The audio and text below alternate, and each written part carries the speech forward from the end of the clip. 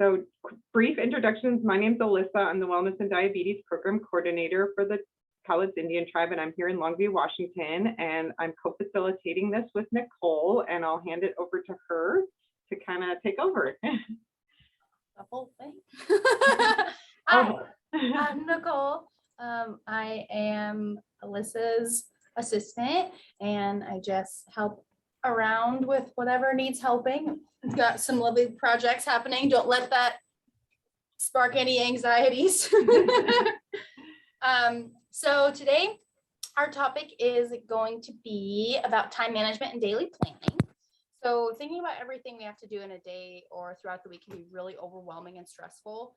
So between work and home life, having a lot on our plates is just to be expected. So we thought it might be helpful to go over some quick tips on how to manage or organize your time. Some of you probably are already practicing some of this stuff without even realizing that's what you're doing. So some of the tips on how to manage your time would be to keep lists. This allows you to prioritize tasks to make sure you're getting done the most important things. Focusing on one task at a time. So studies show that multitasking is actually, it slows productivity. So if you're able to focus on one thing at once, it helps you keep things rolling. And if you're able to turn off any distractions like phone notifications and things like that, you'll be able to focus a little bit better. Put a time limit on your tasks. So we're really good at making one task fill up a allotted amount of time for it. So if you're able to put a deadline on it for yourself, you're more likely to get it done within that time frame. And let's see, create a weekly or daily plan. If you have a minute to sit down and kind of plan out big things you need to get done. I know for us, big picture, like me personally, it's been very helpful with renovations to sit down and do that. Rewarding yourself with difficult tasks. So you want to make sure that you're always keeping yourself a priority, and remember that if you don't take breaks, you're not as productive as you could be. So I mean, if you go down or if you get sick, nothing's getting done. So making sure that you're taking time after you get something daunting done, or periodically through the day, like going on a walk or just getting a tea or something that kind of just will rejuvenate you a little bit and let you keep going. And then always try to, if you can, delegate away some of the tasks, maybe just a chore around the house here or there. It's very helpful to be able to ask for support from those around you, and a lot of times they don't even mind pitching in. So we created a couple of handouts for you if you're interested in trying a planner. There are a couple of weekly options and daily options, so feel free to use those or just use them as inspiration to find something or make something that works better for you. Alyssa also found some apps that are helpful, and we'll send you the handouts in the email, in the follow-up email, and we can also send you the links to the apps. But I'm gonna go ahead and, oh, she beat me to it. I was gonna go ahead and throw them into the chat. And I just want to jump in, Nikki, and just say a couple things. One thing you also mentioned, also talk about like renovation, right? So when we have these big projects, we can get really overwhelmed, right? Like, yeah. So break them down into smaller tasks. So that one, you don't feel so overwhelmed, and two, you also feel like you're making progress.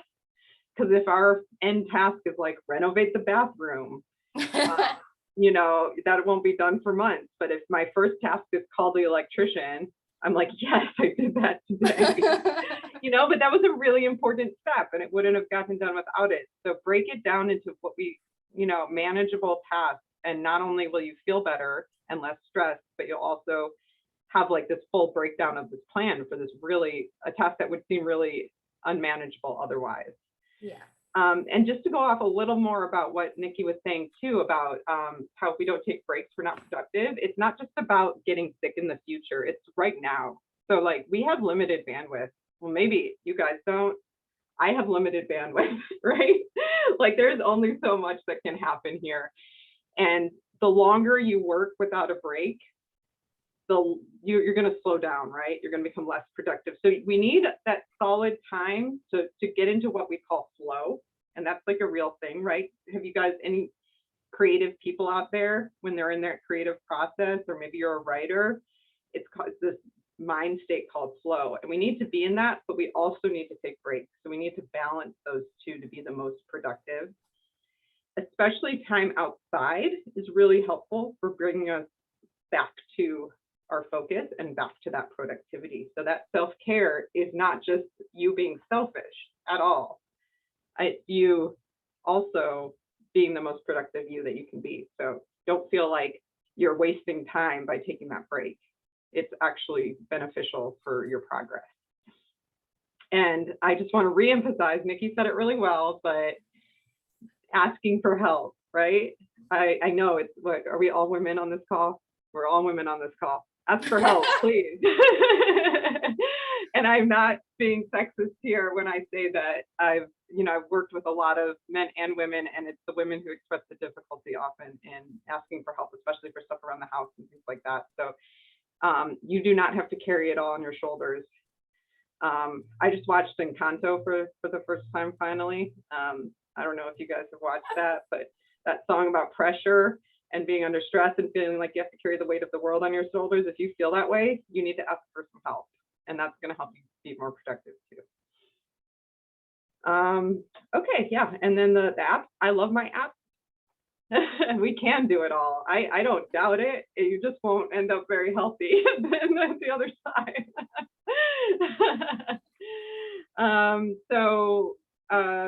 Yeah, the apps are great. I use some too. So I just wanted to really give that as a shout out, find something that works. Yeah, that's a good movie. I've been listening to the soundtrack. So if you haven't seen Encanto yet, that's another stress relieving thing.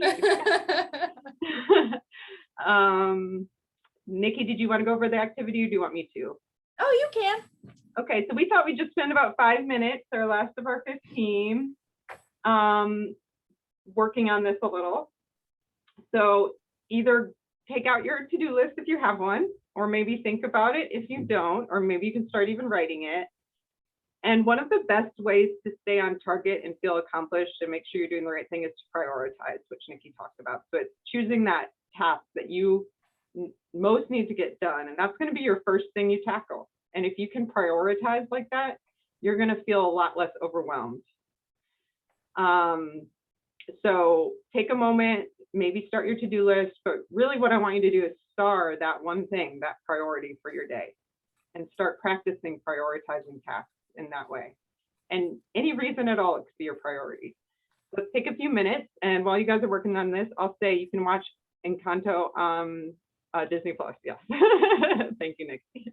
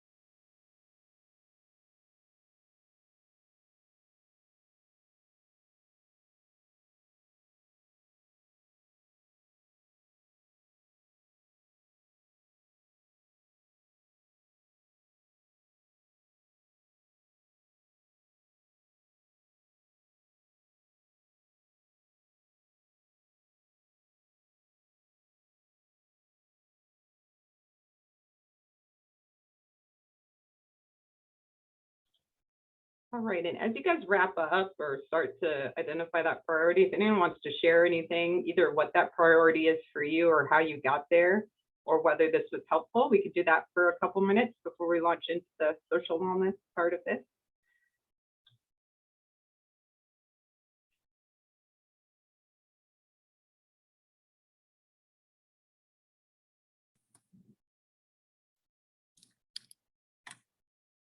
No one? Oh, I was just gonna, I don't know if it's the sharing time or a different time, but for me, I actually have to prioritize my day every single day with my supervisor when I'm either teleworking or working in the office. So I have to put down everything I will be doing for the day. And at the end of the day, I go through and then reconcile what I did do and maybe what I'm gonna have to do tomorrow because there wasn't enough time in the day.